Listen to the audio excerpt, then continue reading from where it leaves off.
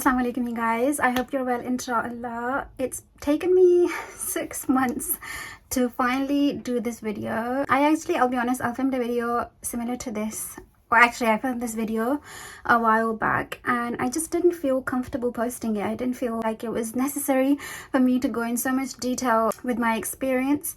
So I was just rethinking about how I can make this a useful experience for you if you are watching this, to get with the intention to get help and not with just the curiosity, because I want to make sure that this channel is not feeding your curiosity but actually providing benefit to you in some way or other. I was just trying to make sure that the video that I put out there is worth watching and is useful for you, rather than just a story time of somebody's real life and an invasion into their privacy.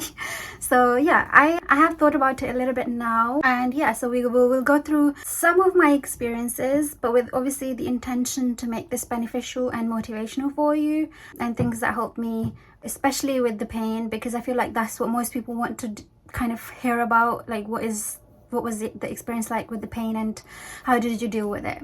That's the main focus. So yeah, let's get started. I don't want to waste too much time. Let's get started. Okay, so obviously the day I started my contractions, I had already done so much research on what happens, what you feel, what it feels like, but obviously you don't know what it actually feels like until it happens to you, especially on your first time. So when it did start, I wasn't sure. When it eventually did start, I wasn't sure if it was actually the real thing, or it was just me overthinking the process.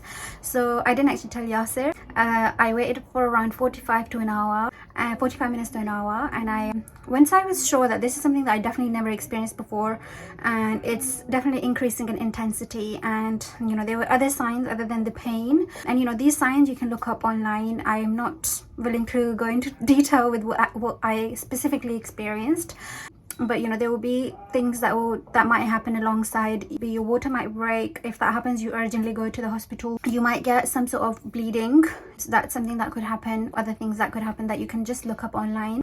Yeah, so once I kind of had a feeling, our hospital bag was already ready to go. I had it ready at 32 weeks or something, so I was extra prepared, But when I told Yasir, I told him to start getting the things together. We got things together.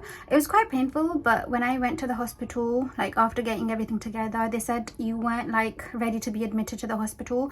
So we came back and I had to wait for around 4 hours again at home, which was obviously a really painful procedure. I think what helped with the pain was, so this would help you in your situation, is to get a back massage. Now anybody in your family, like your husband, your sister, could give you that, and they just rub your lower back and it really helps. And my tip would be to stand as much as you can, because gravity really helps with bringing the baby down and reduces the labor time. So the whole time, 4 hours, most of the times I was standing. Sitting down wasn't an option for me.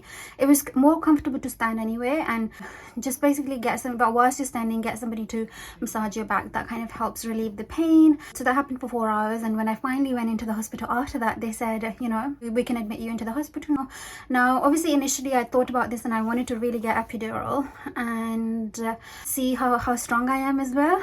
And having a discussion with Yasir, he thought that I could do it without the epidural, and obviously with the risks attached to epidural, it's very successful most of the times. But when it's your baby and you're going through it, you want to be as safe as possible. And for me, although if I was to do it again, I would probably go and get epidural, because I feel like it's so safe. There are risks like back pain, etc. Bro, I have back pain anyways. It's not really helped or anything, but I ended up not getting epidural, basically, all in all, just because by the time they told me that you could get epidural now, I was really close to the end point, so 10 centimeters dilation. So I was like, you know what, I'll just push through it. It's fine. I don't want to do it. And what happened was, so I got gas and air, obviously, to help with the pain a little bit, but that wasn't really helping me. Apparently it phases you out a little bit to some people, but for me it did nothing, absolutely nothing. I was awake. There was no relief or anything. If anything, there was a little bit of distraction, because obviously when I was focusing on using it, there was some distraction, but that's about it. No help at all. And even when I was there, I think what helps is standing, walking around as much as you can. Laying down is not an option. First of all, because you're not moving around, your focus is just on the pain. So your brain is constantly just looking or focusing on the pain. That's not really helpful. Whoa, laying down whilst you're in pain. So this, I think the best position is either standing up or sitting on the birthing stool. That really helps as well. And because I was in the low risk area, alhamdulillah, so there was also like a bathtub that you could use if you wanted to do water birth, but obviously that wasn't me. But I could lean on that and just like sit on the stool when I wanted to, or just walk around. And Yasir were constantly helping. My sister was there with me, and Yasir was there, so they helped do the back massage and everything. So yeah, that's when we got closer to the time, I was done. As you can imagine, I was like absolutely done at that point. It was so long, it was hours long. The first time it does happen that way, but it doesn't feel like it was, you know, 10 hours long or anything, or 11 hours long, but whatever. It just feels like it's a difficult day and you're getting through it, and thankfully it's just one day.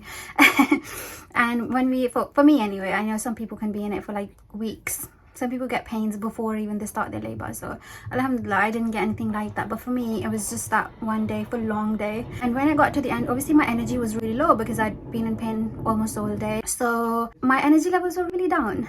But that was the hardest part of it, because obviously you had to at that point push and get the baby out. But that is the hardest part. But obviously the midwives at NHS, a lot of people ask me like, well, how was your experience with them? My experience overall from my appointments throughout, it was really good, alhamdulillah. They were really helpful. They were guiding me through it, even the last stages when you need them the most. Okay,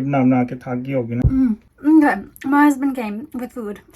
Okay, where was I? Okay, I was talking about my experience with NHS. I think you can have a bad experience. Obviously, you should be vigilant or like aware of what is going on, what they're giving you, and the information that they give you. But I was really heavy on research. I love researching things, especially when they're to do with me. So I kind of, before they even told me, I knew what they were going to tell me in each appointment. So that's how prepared I was.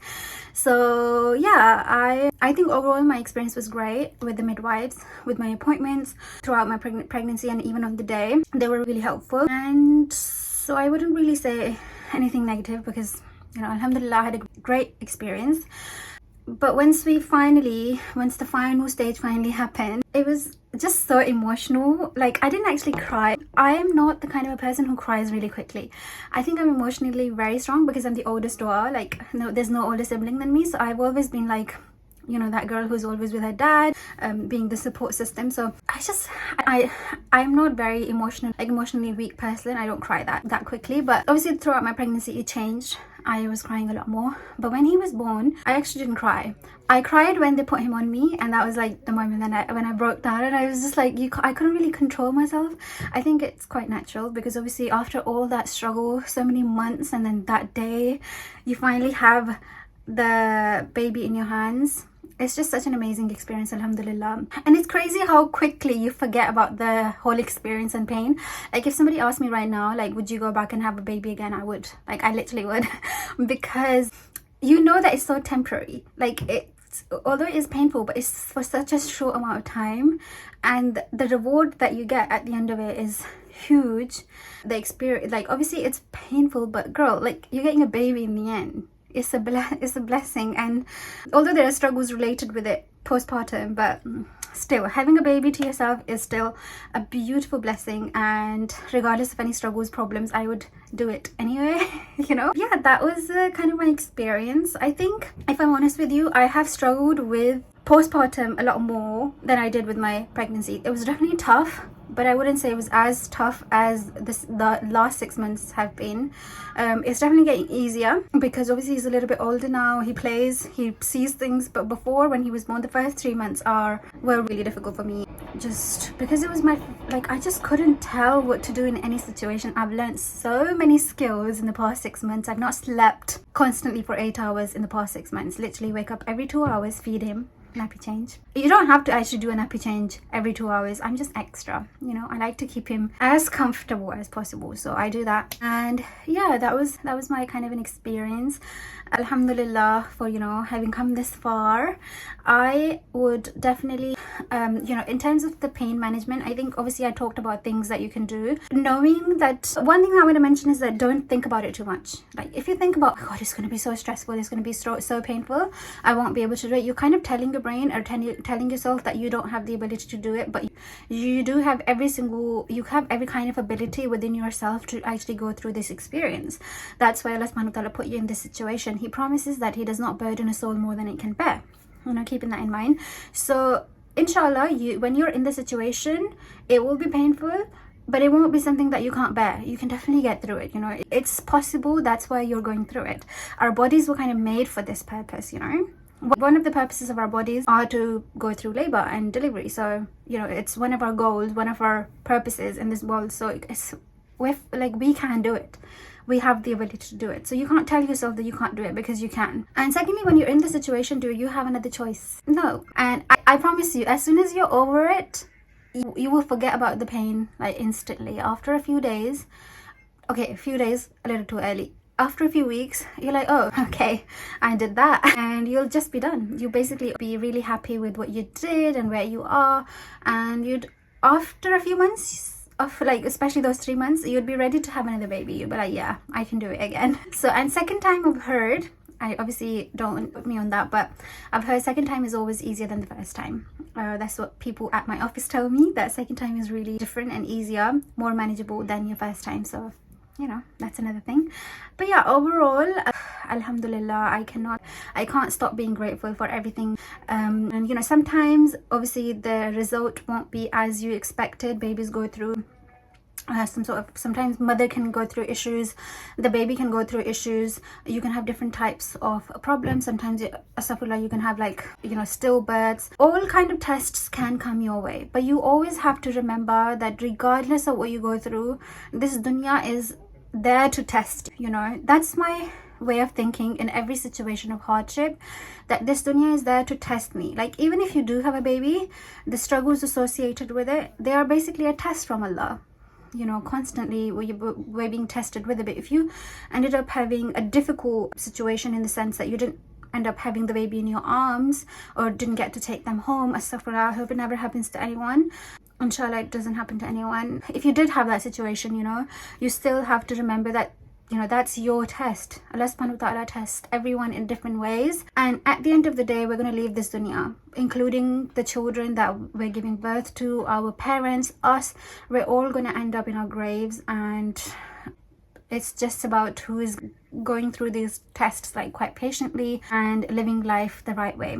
That's what I want to mention, because not every pregnancy would end up being successful, obviously. So yeah, I hope that kind of gives you the motivation to go through the journey if you're in it right now, and just reminds you of the fact that you are capable of doing it.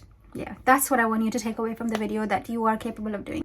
So don't stress about it too much. Don't even research how painful it is, or how painful the experience is, or how painful this would be or that would be. When you're in the situation, the staff is there to guide you through every single of the way.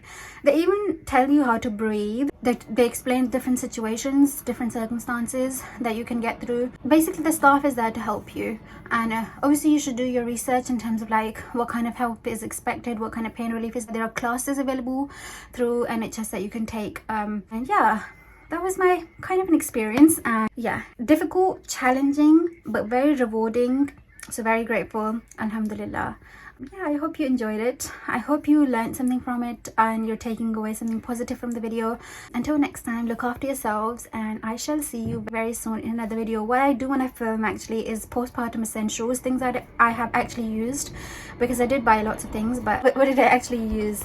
That's what I kind of want to film, because it can be a helpful guide for mothers to be. So yeah, that's my next aim. Let's see when I find time next with a baby. But that's the aim. Look after yourselves, and I shall see you very soon. My family in your duas, I will keep you and your family in mind. Till next time, Allah Hafiz.